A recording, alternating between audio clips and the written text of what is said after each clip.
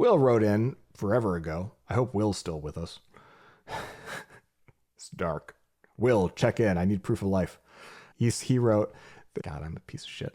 He wrote 37 Signals, Coinbase, and now seemingly Google. Do you have any spicy hot takes on the topic of, quote unquote, bringing your whole self to work?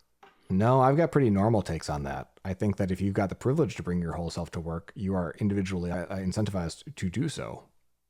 Like I am a cishet white dude who, when I act confidently in a room of people who don't know me, they think that is like a normal state of being. So like, yeah, I bring my whole self all the goddamn time, and it's pretty fucking great.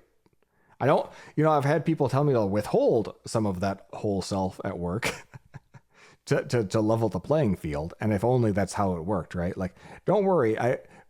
I'll be totally honest. I was just talked about, I brought a fake self to work all the time. I put on, what's the word that the allies like? Mask. I put on a mask to like make other people feel better about whatever their existence was, to a certain extent. But that's also like, like a less fancy way of saying that is just like, I was polite. I tried to be considerate while still getting my own needs met and still being authentic to who I am.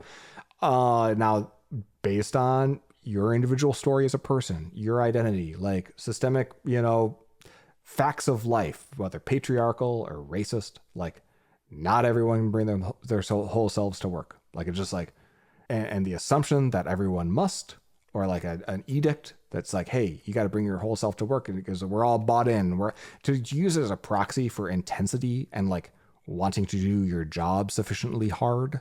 That's bullshit, right? Certain number of people, they just show up to work and they're like, you mean nothing to me. You are not my family. I'm a goddamn operator, and I'm going to show up and I'm going to do this job better than anyone else. And then I'm going to go home and you're going to pay me more than the person who's friendly because they suck at their job, right? That is a completely valid way to be, right?